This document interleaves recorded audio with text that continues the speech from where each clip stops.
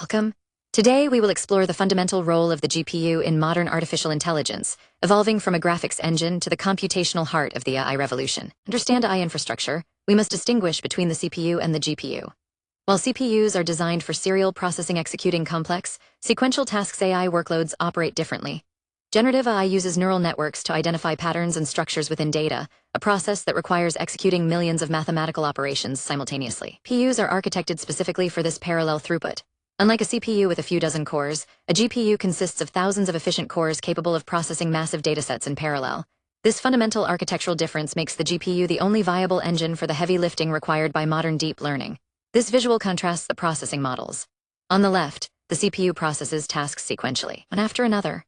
On the right, the GPU accepts multiple parallel tasks simultaneously represented by tasks A, B, and C, processing them through thousands of cores at once to produce a simultaneous output. This parallel efficiency is why GPUs are the standard for AI. Centrality of GPUs is further driven by the exploding scale of AI models. We are witnessing large language models, or LLM, increasing in size by a factor of 10 every single year. We have entered the era of trillion-parameter models, used for complex tasks ranging from natural language processing to scientific simulation. Training these massive models is computationally expensive and resource-intensive. Conventional computing cannot keep pace with this exponential growth. High-performance GPU clusters provide the necessary density and efficiency to make these grand challenges tractable, enabling the deployment of systems capable of holding long-term context and conversational ability. This flow illustrates the trajectory of AI model growth. We moved from traditional AI to generative AI, leading to 10x yearly growth in large language models. As we scale from billions to trillions of parameters, standard compute hits a bottleneck and stalls.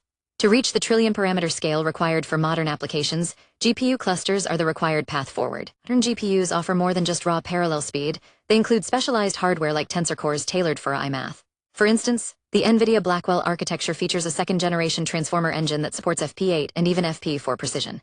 By lowering precision from standard floating point, the GPU can calculate faster and use less memory without sacrificing model accuracy. Additionally, hardware decompression engines natively decompress data to speed up analytics pipelines end-to-end.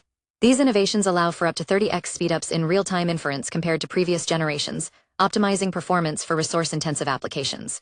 Here we see the internal acceleration flow. Input data enters the transformer engine, which utilizes low-precision formats like FP8 and FP4. This data feeds into the tensor cores, resulting in two key benefits: faster training speeds and reduced memory usage, which allows for larger models.